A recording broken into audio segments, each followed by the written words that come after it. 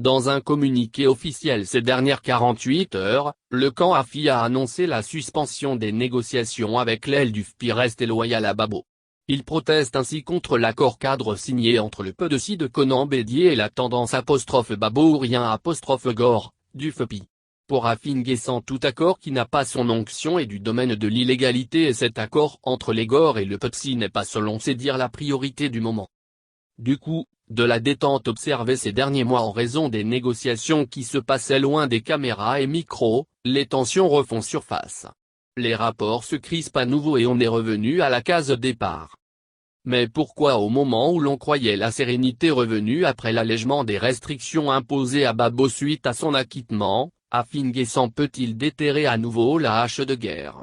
Manifeste-t-il à présent le désir d'affronter avec courage, tout masque ôté, Laurent Babo son mentor? Selon des bruits de couloir, Pascal Afi N'Guessan qui a exprimé clairement le souhait d'être le candidat du FPI au cas où Laurent Babo serait non partant le 31 octobre 2020, n'aurait pas eu satisfaction. Laurent Babo, apprenti, on serait en train de réfléchir à une option gagnante, convaincu qu'il est, après analyse que son ancien Premier ministre ne ferait pas le candidat idéal de sa formation.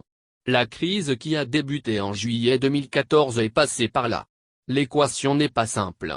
Si Laurent Babo prend l'option de faire la paix avec Afi et qu'il n'a rien contre sa candidature, celle-ci poserait plus de problèmes qu'elle ne devrait en résoudre.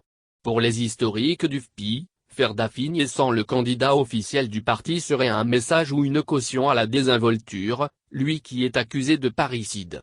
Afi candidat voudrait dire qu'on peut traîner Babo dans la boue impunément, parce qu'on n'avait pas foi en son retour au pays.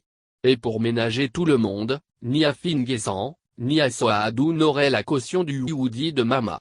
Il est de plus en plus question d'une candidature de Babo comme le souhaitent d'ailleurs la plupart des militants, surtout ceux de la diaspora et la jeunesse de la tendance Gore. Afi qui n'est pas né de la dernière pluie a vite décrypté ce message que lui envoie l'ancien président. Il n'y a qu'Afi qui puisse sauver Afi, se dit-il maintenant en décidant de se lancer dans la bataille pour défendre sa propre carte. D'où sa stratégie du sabotage de l'alliance en construction entre le FPI Gore et le PDC. Le député de Bongouanou pense qu'il peut trouver, par là, la voie de son salut pour la future présidentielle. À court terme, Afi ne reviendra pas sur sa décision de suspendre unilatéralement les négociations. Il sait qu'il n'y gagnera rien car en réalité pour les Gore, cette négociation constitue un moyen politique d'écarter définitivement l'ancien Premier ministre du FPI qui est devenu une sorte de caillou dans la chaussure. L'homme a longtemps mûri l'idée de sa candidature en 2020 et pour rien au monde il n'est prêt à lâcher prise. Mais est-ce là, la bonne option? Afi peut-il gagner un combat frontal contre Babo qui est redevenu une icône non plus seulement ivoirienne mais africaine? Et puis, Afi peut-il défendre crânement sa ligne d'attaque actuelle quand on sait qu'il a été le premier à se jeter dans les bras du PDC de Bédier au plus fort de la crise au FPI? Il joue manifestement sa crédibilité et s'il n'y prend garde, il pourrait ainsi signer sa mort politique. En Afrique comme ailleurs, en politique, on ne s'attaque pas aux icônes. SDA Abidjan. Communiqué. N-003-2020-FPI/PP/SG portant sur l'unité du parti. Faisant suite à la rencontre entre le président Laurent Babo et le Premier ministre Pascal Afi N'Guessan, président du FPI les 03 et 4 janvier 2020 à Bruxelles, il est ressorti des échanges, la nécessité d'aller à l'unité du FPI. À cet effet, trois objectifs fondamentaux ont été identifiés, à savoir le principe de l'unité du parti, le principe d'un congrès unitaire pour réunifier le parti, le principe d'engager des négociations à Abidjan sur les questions à résoudre en vue du congrès unitaire. Dans ce cadre, un comité paritaire pour l'unité a été constitué à Abidjan avec comme représentants respectifs des deux délégations, le président Pascal Afi N'Guessan et le camarade Assoa Adou. À l'issue des premières rencontres en début du mois de février 2020, les deux partis se sont accordés sur un ordre du jour des discussions portant sur les points suivants. La crise au sein du FPI. Les statuts et le règlement intérieur du FPI unifié. La nouvelle direction unitaire. La convocation et l'organisation du congrès unitaire. La gestion de la période d'avant le congrès unitaire.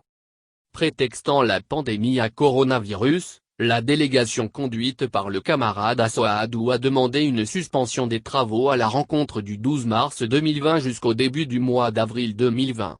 En réponse, la délégation du parti a proposé plutôt que dans le respect des mesures barrières, étant entendu que le comité est composé de 12 membres, qu'un planning soit adopté pour finaliser les travaux en 2 semaines.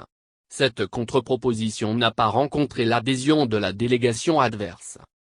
C'est dans l'attente de la reprise des discussions qu'avec surprise, le FPI a été informé incidemment par voie de presse qu'une déclaration en date du 30 avril aurait été signée entre le FPI et le PDC qui envisage de mener des actions concertées découlant de la rencontre entre le président Laurent Gbagbo et le président Konan Bédié, lors de leur rencontre à Bruxelles en 2019.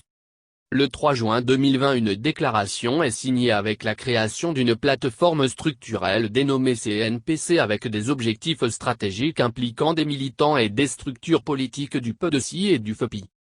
La direction du FPI a dénoncé dans un communiqué, l'implication du FPI par des personnes non mandatées, ni habilitées, dans la création du CNPC dont le parti ne connaît les tenants et aboutissants. Lors de la réunion du 7 juin 2020 consacrant la reprise des discussions sur l'unité du parti, le président du FPI a demandé à la délégation conduite par le camarade Assoadou de lui fournir des éclaircissements sur ce projet qui pourrait engager le Front populaire ivoirien, dès que l'unité sera réalisée. En réponse, la délégation conduite par le camarade Assoadou a estimé que sa participation aux négociations en vue de l'unité du parti ne faisait pas obstacle à la poursuite des activités de son groupe. Il a tenu par ailleurs à préciser que leur engagement dans l'alliance avec le PDC à travers le CNPC résulte de la volonté des présidents Gbagbo et Bédié. La délégation du FPI conduite par le président Pascal Affi-N'Guessan a estimé pour sa part que la démarche solitaire du groupe conduit par le camarade Assoadou n'est pas prioritaire dans la quête d'unité fortement espérée par l'ensemble des militants et la majorité de nos concitoyens. C'est pourquoi il propose à la délégation conduite par le camarade Assoadou de mettre en priorité la réalisation de l'unité qui conférera plus de force au parti en vue de la reconquête du pouvoir. Elle demande en conséquence au camarade Assoadou de suspendre pour une durée de 2 semaines les activités prévues avec le PDC et de mettre à profit ce temps pour finaliser le processus d'unification du parti.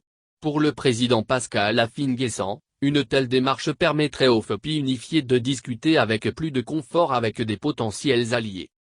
Après une suspension de séance à sa demande, la délégation conduite par le camarade Assoadou a fait savoir qu'elle ne saurait accéder à la proposition du président du FPI au motif que la décision a été prise par les présidents Bédié et Gbagbo.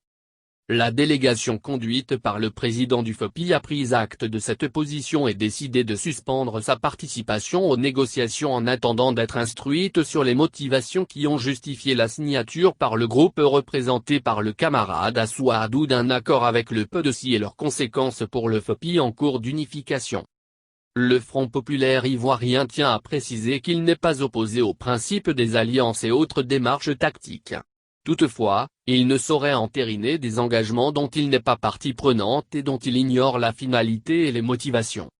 Le Front populaire ivoirien, en sa qualité de parti politique, a pour vocation de conquérir le pouvoir d'État par les urnes en vue d'appliquer son programme de gouvernement. C'est pourquoi le président Pascal Affi-N'Guessan privilégie l'unité pour fédérer autour du projet du FPI, tout son potentiel électoral. Le président du parti réitère son appel aux militants à demeurer mobilisés et à l'écoute des mots d'ordre du parti. Dans l'immédiat, la priorité doit être accordée à l'établissement des documents administratifs et à l'inscription sur le listing électoral.